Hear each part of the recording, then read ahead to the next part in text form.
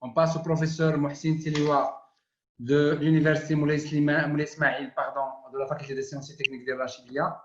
Si Mohsin, la parole est à vous pour nous faire une présentation sous le thème un modèle mathématique fractionnaire pour mieux prendre l'évolution de la propagation.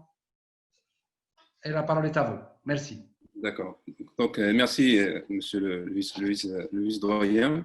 Donc, je tiens tout d'abord à remercier les organisateurs de ce webinaire-là pour m'avoir invité à présenter mes résultats sur la modélisation du Covid-19. Donc, je suis aussi très heureux donc, de retrouver les collègues de la FST de CETAT, donc avec qui on a de fortes collaborations entre les deux FST, Rachidia et la FST de CETAT. Donc, surtout avec le laboratoire MISI. Donc, je note qu'on a travaillé sur des projets de collaboration internationale, à savoir le PHC Volubulus. Donc, aujourd'hui, ça s'appelle le projet Tchopral, donc qui a abouti à 2 thèses en co-tutelle internationale et 2 doctorats nationaux et plusieurs habilitations, etc. Et donc, maintenant, une nouvelle collaboration vient d'être lancée, surtout avec l'acceptation de 3 projets. Donc, le projet du professeur Jawed Dabounou, le projet de M. Sophie et moi-même. Donc, un projet qui a été retenu dans le cadre de la modélisation mathématique. La modélisation mathématique du Covid-19 et intelligence artificielle. Voilà, donc il s'agit ici en fait de proposer un modèle fractionnaire, un modèle épidémique fractionnaire, un modèle mathématique épidémique fractionnaire avec un noyau non singulier de Mittag-Leffler pour modéliser l'évolution du Covid-19.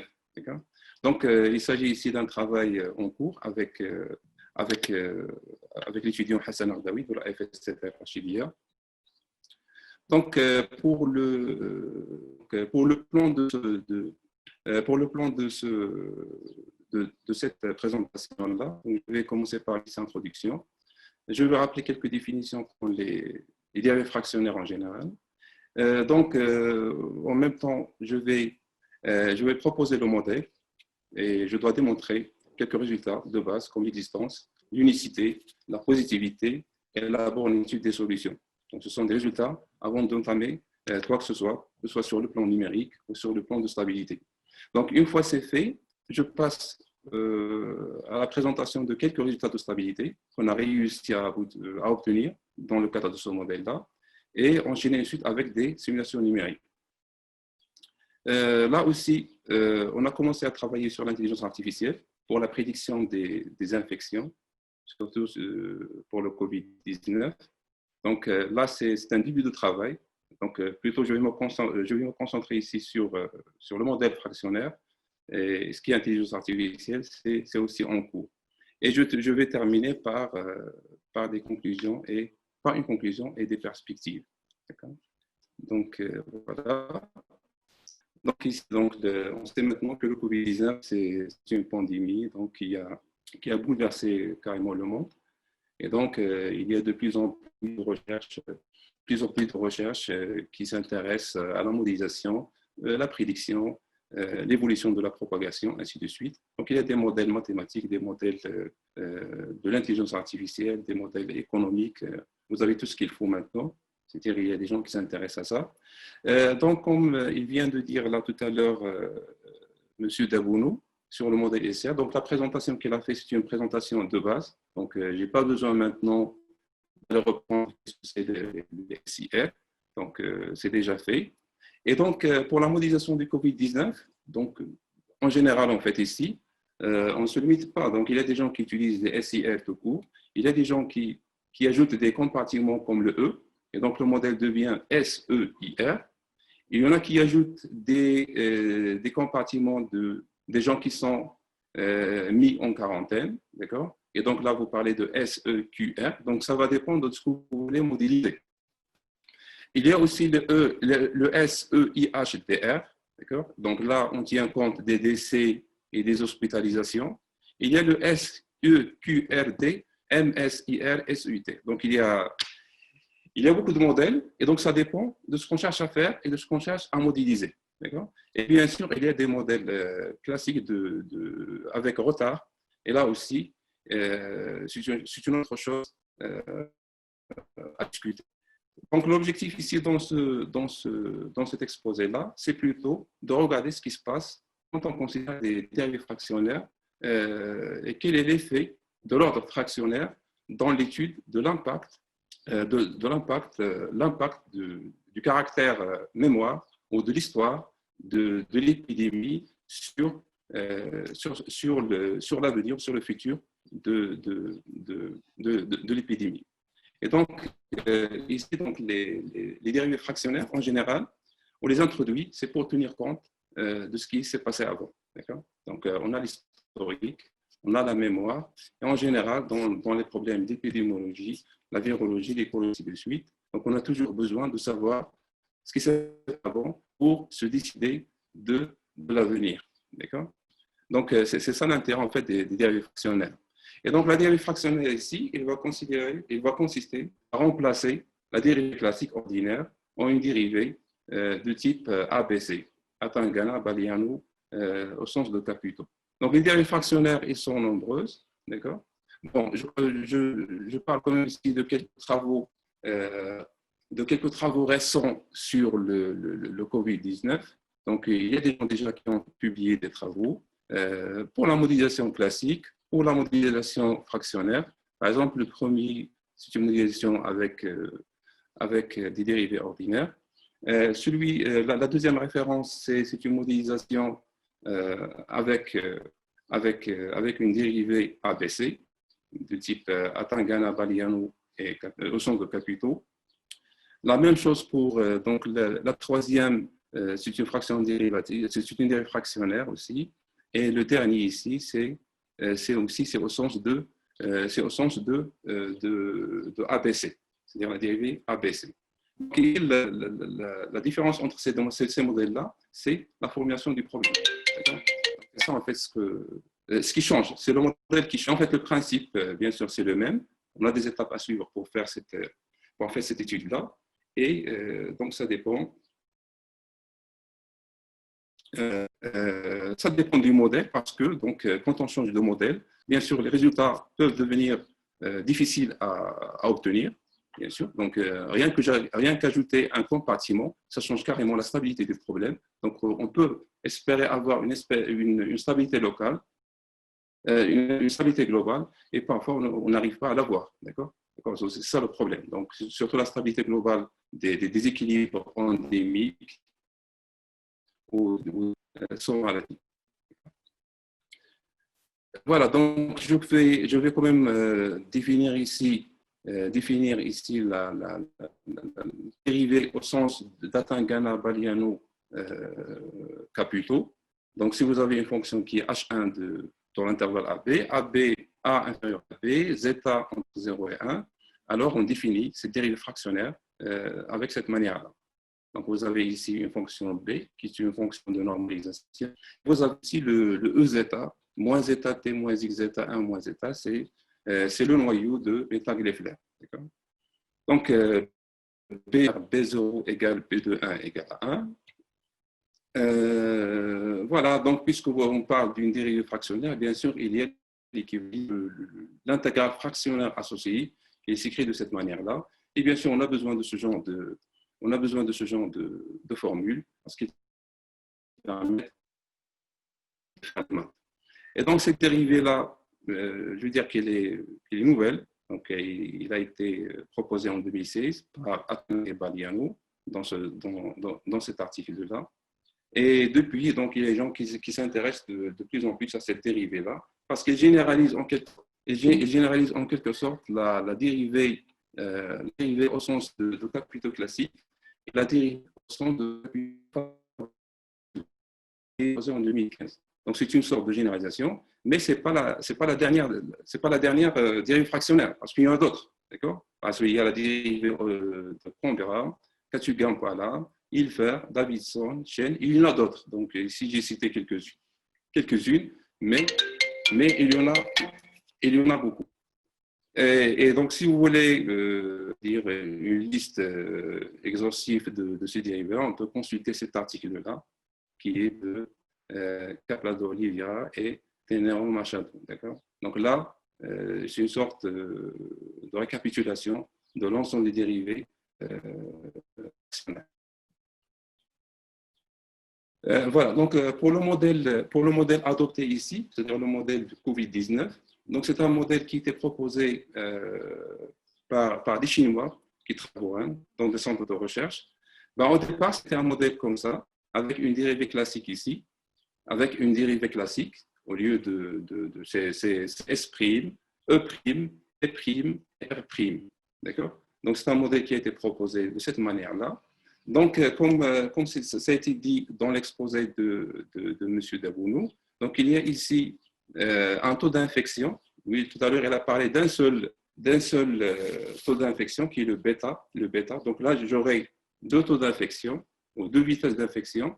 Donc, j'ai une interaction entre I et S, et j'ai une deuxième interaction entre E et S, c'est-à-dire entre les susceptibles et les infectés, et entre les susceptibles et les exposés. D'accord? Donc, ici, j'ai deux interactions. Voilà, donc l'évolution de S est considérée dans ce sens, l'évolution de E comme ça, I, R. Et donc, par rapport à ce qui était dit avant, donc là, vous avez un autre compartiment qui est E. Donc, le E n'était pas considéré dans la présentation de M. Dabounou. D'accord? Et donc, là, vous avez une classe des exposés. Et ce qu'on a ici, donc là c'est dit ici, donc vous avez ST, c'est pour les susceptibles, la population des susceptibles à l'instant T.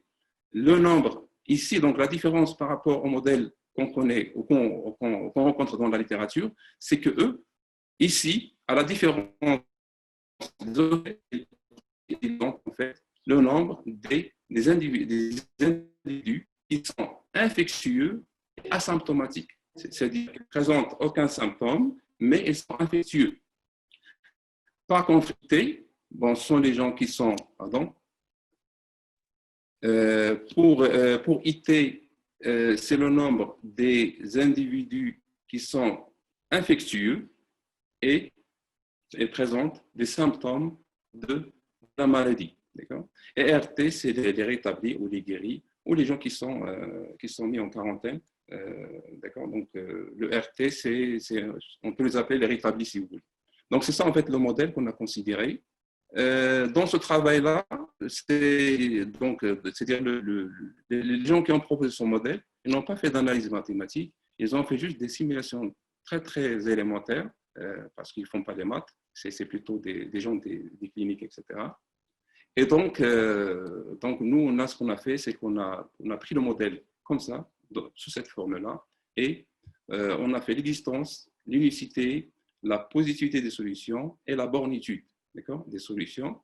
Et on a étudié la stabilité, c'est-à-dire on a cherché d'abord, on a calculé le R0, c'est-à-dire le nombre de reproductions de base. On a étudié la stabilité locale, maladie, de l'équilibre endémique. D'accord?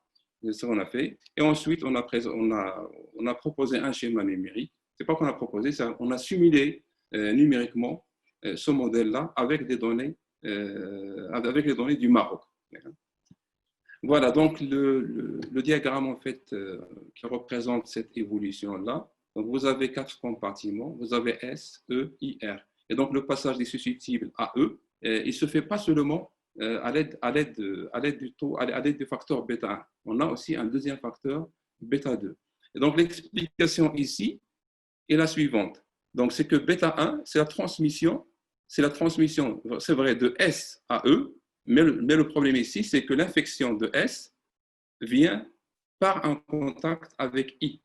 D'accord? Et bêta 2, c'est la transmission, c'est le taux de transmission de S à E. Entre parenthèses, c'est que c'est-à-dire E a contacté un susceptible. D'accord? Parce que E chez nous ici, elle est infectieuse, mais sans symptômes. D'accord? Et donc, en fait, ça c'est une hypothèse du Covid-19. Et gamma 1 ici, c'est le taux de transmission à I, et gamma 2, c'est le taux de transmission de I à R. Le lambda ici, c'est le taux de recrutement, et le mu, c'est le taux naturel, le taux naturel du décès. Donc, c'est ça, en fait, le schéma qu'on a. Donc, l'existence solution, en fait, on a transformé à l'aide de l'intégrale fractionnelle ABC, transformer le problème en ce problème-là. Bien sûr, on a toujours le noyau ici, les noyaux H1, H2, H3 et H4. D'accord? Et donc, H1, H2, H3, donc c'est, si vous voulez, en quelque sorte, c'est le second membre du système considéré. D'accord? Donc, quand on fait ça, on peut démontrer maintenant l'existence. Donc, ce qu'il faut faire, en fait, c'est il faut démontrer que tous les noyaux HI ils vérifient la condition Lipschitz, ils sont des contractions. C'est tout ce qu'on a ici. Donc, avec cette hypothèse-là sur les taux d'incidence ici, bêta 1, bêta 2, et N, c'est la population totale, et mu, comme j'ai dit ici, c'est le taux naturel du décès. Donc, on peut démontrer que sous cette condition-là, les noyaux H1 jusqu'à H4, ils vérifient la condition de Lipschitz et c'est une contraction. Donc, ça, c'est la première des choses. La deuxième, c'est que si cette condition-là est vérifiée, A moins zeta, zeta, c'est l'ordre de dérivation fractionnaire. B de zeta, c'est la fonction de normalisation. Bien sûr, on a un temps d'existence maximale ici qui va dépendre de l'ordre zeta. Gamma, c'est la fonction gamma, bêta, ainsi de suite. Delta I, c'est-à-dire c'est calculé dans la démonstration. Donc, si cette quantité-là est inférieure strictement à 1, quel que soit I, c'est-à-dire pour les 4 compartiments, alors le modèle fractionnaire admet une solution unique. Donc là, on a démontré l'unicité. Pour la positivité des solutions, c'est un point très important. Bien sûr, donc on ne peut pas avoir des... Donc, on montre aussi que les S, le E, le I, le R sont aussi positifs, quel que soit T, strictement positifs, à condition que les conditions initiales soient positives. Donc, avec cette condition-là, on a la positivité, la position ainsi que sa bornitude. Voilà, donc ça, c'est le résultat de l'existence. Le nombre de reproductions de base, R0, donc ça se calcule avec la méthode, c'est-à-dire de Generation Matrix Method. Donc, on calcule d'abord l'équilibre sans maladie, donc en posant I égale 0 dans le système, on arrive à avoir le X0 là. Donc, avec cette méthode-là, bien détaillée dans cet article, donc en fait, c'est la bonne référence pour la recherche de R0 et comment on fait, parce qu'il y a un calcul matriciel, des inversions de matrices, ainsi de suite. Donc, on peut regarder cet article-là pour comprendre comment on fait pour le calcul de R0. Donc, la méthode générale, c'est là, mais ça dépend des problèmes. Donc, on trouve que le R0 chez nous ici, c'est bêta 1, gamma 1 sur gamma 1 plus mu. Donc, les paramètres qu'on a ici sont des paramètres dans le modèle et sont connus. Donc, le R0, il est déterminé. Stabilité maintenant, si cette quantité-là, regardez, donc si cette quantité-là, bêta 1, gamma 1 sur gamma 1 plus mu moins bêta 2, gamma 2 plus strictement 1, alors on démontre que l'équilibre sans maladie est localement asymptotiquement stable et l'équilibre est aussi localement asymptotiquement stable. Donc, c'est tout ce qu'on a réussi à faire pour ce modèle-là. Donc, il reste la stabilité globale. Donc, on n'a pas réussi à faire. Maintenant, on est en train de chercher comment faire pour obtenir, c'est-à-dire on espère avoir une stabilité globale. Donc, c'est le théorème de stabilité qu'on a. Voilà, donc il faut calculer. Donc, ça, si vous voulez, c'est une skisse de démonstration. Donc, ici, on calcule la matrice jacobienne du système de départ, c'est-à-dire au voisinage 0. Donc, on calcule le polynôme caractéristique. Ici, c'est un calcul qui est assez compliqué parce qu'il Il faut, pour pouvoir utiliser le critère de Roth-Hurwitz, il faut chercher ses valeurs propres, ainsi de suite. Donc, ça se fait. C'est un peu lent, mais c'est fait. Donc, on démontre qu'effectivement, l'équilibre sans maladie est localement, asymptotiquement stable. Pour l'équilibre endémique, c'est la même chose. Donc, on le calcule. X étoile égale S étoile E étoile égale R. Donc, c'est un calcul fait sur R0 plus bêta 2 sur gamma 1 plus mu, chose de étoile, etc. Et par le même procédé, c'est-à-dire par l'application du critère de Roth-Hurwitz, donc on peut démontrer une stabilité asymptotique locale de l'équilibre endémique. Pour les simulations numériques, donc, en fait, donc on a essayé de confronter les données réelles avec le modèle. Donc, on a considéré l'intervalle jusqu'à 17 juin. D'accord. Donc, on a toutes les données qui concernent le Maroc. Les estimations de bêta 1, bêta 1, gamma 2 du modèle, donc, on les a estimées comme ça. R0, bêta 1, c'est R0 sur TI. Bêta 2, c'est R0 sur TE. Gamma 1 sur 1 sur TE. Gamma 2 sur 1 sur TI. Qu'est-ce que c'est TE, TI? Ben, TE, TI, ce sont les périodes d'incubation. Ce sont des périodes qui sont maintenant connues pour le Covid-19. D'accord. Donc, les valeurs sont bien connues. Le R0, après les données du ministère au 5 mai, c'est de l'ordre de 1,01. Donc, c'est une moyenne, c'est une sorte de moyenne de R0. Donc, le bêta 2 à l'aide de R0 et gamma 1, c'est 1 sur TE, 1 sur TI. D'ailleurs, ces estimations-là, d'accord, ils sont aussi utilisées pour Covid-19 en Chine. C'est en sorte des formes appliquées. Sinon, on peut utiliser par exemple une estimation de paramètres pour le Maroc en particulier. On peut estimer le bêta 1, bêta 2, gamma 1, gamma 2. Et c'est des problèmes qui ne sont pas de quantité et je peux dire qu'ils ne sont pas de qualité aussi. Hein. Parce que ici, pour faire de l'intelligence artificielle et des estimations et les problèmes inverses, il faut quand même une masse de données. Il faut une masse de données et il faut aussi que les données soient de qualité. Et ça, c'est un problème. Donc là, on rencontre un problème de données. Voilà. Les paramètres, donc, on a considéré au départ de l'ordre de 804 avec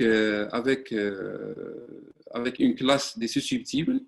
Bon, on a considéré que presque, c'est 798. Donc, on a retranché 5 et 1, donc on a retranché 6. Donc, elles sont au départ susceptibles, presque ça. Les exposés, ils sont de l'ordre de 5. Et les infectés, c'est une seule personne, un seul individu. Et l'inétabli, c'est 0. D'accord. Donc, pour le taux naturel de décès, c'est 0,01. D'accord. Le flux de population, on a supposé que c'est 20. Le taux de transmission à l'aide des formules qu'on a regardé, on l'a calculé, c'est 0,072. De S à E, c'est 0,337. Et le taux de transmission maintenant de E à I, c'est 0,333, ainsi de suite. Donc, ce sont des formules qu'on a appliquées. La période d'un TI, c'est 14. C'est une période, pour le Covid-19. Et TE, c'est la période d'incubation, on a supposé c'est 3 jours. Donc, vous avez 14 jours ici et 3 jours. Donc, pour les simulations numériques, donc, le schéma, en fait, le schéma considéré, c'est un schéma qui se repose sur la formulation de départ à l'aide de l'intégrale fractionnaire ABC. Et donc, on aura un problème. En fait, c'était un problème avec une dérivée fractionnaire qu'on a transformé en un problème avec une intégrale fractionnaire. Et donc, la problématique ici se pose au niveau de l'approximation de l'intégrale fractionnaire. Donc, pour la simulation de l'intégrale fractionnaire, on a utilisé, bien sûr, il y a plusieurs manières de faire. On a utilisé l'interpolation polynomiale de Lagrange à 2 points, c'est-à-dire c'est une approximation dans sa version plus simple. Mais sinon, si on veut plus de précision, parce que là, c'était en fait des tests, si on veut plus de précision, donc il y a des moyens pour approcher cette intégrale fractionnaire. Donc, c'est-à-dire la simulation se concentre sur l'intégrale fractionnaire. Donc, voilà ce qu'on a obtenu. Donc là, on a considéré à peu près 120 jours. 120 jours. Donc, au départ, c'était 800, 0, 5 pour les états de départ. Donc, vous voyez ici, c'est que donc l'infection, en fait, l'infection, il est en jaune ici. Donc, il croît, mais après un certain temps, il décroît, d'accord. Le nombre de rétablis augmente, d'accord. C'est la courbe en croix ici. Les exposés aussi en rouge, d'accord. Donc, il y a une certaine croissance après, il y a une décroissance et presque une stabilité par la suite. Et donc là, les calculs qu'on a fait ici, ils correspondent à un ordre fractionnaire qui est de l'ordre de 0,98. C'est-à-dire au lieu de considérer S', on va considérer S zeta avec zeta, c'est-à-dire c'est plus petit que 1. Donc la dérivée en temps ici, ce n'est pas la dérivée entière, mais plutôt c'est avec un ordre de 0,98. Et donc voici les résultats obtenus. On a aussi comparé les solutions obtenues par ce modèle, donc c'était le modèle avec le schéma proposé et avec la solution proposée par la fonction ODE de P. Toujours un ordre de dérivation qui est 0,98 et on trouve que donc il y a une certaine concordance entre les courbes, c'est-à-dire classique là ici, c'est-à-dire c'est zeta égale à 1, c'est la dérivée et 0,98 c'est la dérivée fractionnaire. Donc on a représenté ici les S, là ce sont les E, les I et les R, d'accord. Voilà, c'est-à-dire que donc on a quand même un certain rapprochement entre les comportements des solutions avec une dérivée entière, c'est-à-dire 1, et quelque chose qui est proche de 1. C'est 0,98. D'accord. Mais on va voir que plutôt donc, pour le Covid au Maroc, selon cette étude-là, donc, il vaut mieux de travailler avec un ordre fractionnaire. Ça, on va le voir tout à l'heure ici, d'après les simulations. Ici, par exemple, on présente l'évolution des compartiments en faisant varier le zeta, c'est-à-dire l'ordre de dérivation. Donc, on commence par un zeta qui est de l'ordre de 0,8. On le fait augmenter. Et donc, vous voyez qu'il y a des choses qui se passent. Hein. Il y a des choses qui se passent en changeant le zeta, ce qui est important. Hein. Parce que là, on ne travaille plus avec zeta égale à 1, mais avec un zeta non entier. Hein. D'accord. Donc, ce n'est pas du tout la même chose. Hein. Regardez, 0,8, ce n'est pas du tout la même chose que 0,98. Donc là, c'est le S, le E, c'est le même comportement. Ici, la flèche, c'est-à-dire la direction d'augmentation de zeta. IT ici, c'est la même chose. Donc, vous avez l'infection. Après, il se stabilise. Il se stabilise, c'est-à-dire au bout de 120 jours, on est là. Hein. Le RT, c'est-à-dire les rétablis, en faisant varier le zeta, d'accord. Vous voyez, donc, si vous diminuez zeta, vous diminuez le nombre des rétablis. Si vous l'augmentez, donc ici, même le compartiment, ils vont être influencés de l'ordre de dérivation. Donc, ce qui se passe pour S, c'est-à-dire comme comportement, peut-être on ne va pas le voir pour I ou E ou R. Donc, il y a des effets ici importants de l'ordre de dérivation. Par exemple, donc ici, on a confronté les données réelles du Maroc avec le modèle de simulation ici. Donc, les données réelles, elles sont, c'est-à-dire la courbe en pointille, d'accord. Et on a fait varier le zeta. Zeta égale à 1, c'est le modèle classique. 0,98, ainsi de suite. Donc, vous voyez ici que, avec l'ordre de dérivation ici, donc vous avez une partie vous avez une partie qui se concorde bien avec le modèle fractionnaire et l'autre partie non. D'accord? Ça, c'est pour le I, c'est-à-dire le compartiment des infectés. Donc, on a supposé ici que la population infectée au départ, c'est pas infectée, c'est-à-dire les susceptibles sont de 798, les exposés, c'est 5, I0 égale à 1, R0 égale 0, donc j'ai quelque chose ici qui ne marche pas. Voilà. Mu égale 10 puissance moins 2 et lambda égale à 10. Et donc vous voyez donc la comparaison des résultats entre les données réelles et c'est-à-dire la simulation par le modèle fractionnaire. Donc ici c'est pour I. Par contre, c'est-à-dire les rétablis dans le cas du Maroc. Donc, la courbe des données en pointillé, c'est les données réelles. Et vous voyez en faisant varier ça, d'accord, donc vous voyez qu'on peut trouver un compromis. Donc, on sait ici que si on considère une dérivée entière, c'est-à-dire 1, donc ça ne va pas représenter correctement l'ensemble des données. Donc là, on peut avoir un compromis, c'est-à-dire on va chercher le bon paramètre qui va ajuster ce nuage de points avec cette simulation-là. Et donc, ici, vous voyez, donc, avec les résultats qu'on a maintenant, la situation actuelle des choses, c'est-à-dire que le modèle fractionnaire, c'est-à-dire il modifie relativement bien l'évolution de l'épidémie. Donc, pour les R, on peut dire que c'est une représentation, on va dire, optimale. Mais par contre, pour les I, on a deux parties ici. Donc, une qui va bien avec, mais l'autre non. D'accord. Voilà, donc ça, c'est pour la simulation avec le modèle fractionnaire. Quant à l'intelligence artificielle, donc ce sont des questions qu'on est en train d'aborder. Et donc, on est en train de voir ce qui se passe avec la LSTM. On essaie de travailler avec cette méthode-là et voir c'est-à-dire comment on peut estimer le nombre des dispositifs journaliers, les cas rétablis et les cas de décès. D'accord? Donc, on a fait un test. Ça, c'est un test préliminaire. Donc, ce n'est pas vraiment encore justifié. S'il vous plaît. Le temps, s'il vous plaît. Oui. Merci. Non, mais continuez, mais essayez de faire un peu vite parce que le temps. Ok. Donc, je vais faire rapidement.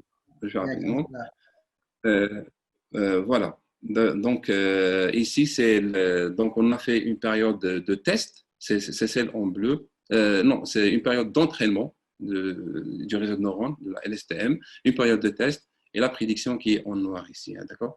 Donc, on est allé jusqu'au le 22 juin ou quelque chose comme ça. Donc, pour nous, la prédiction, c'est l'ensemble c'est cette courbe-là. D'accord? Donc, voilà, c'est du 2 mars au 22 juin. Voilà. Donc, comme conclusion et perspective pour ce travail, donc on a testé valeur de l'ordre fractionnaire zeta. Donc, d'après cette étude-là, ce qu'on peut dire, c'est que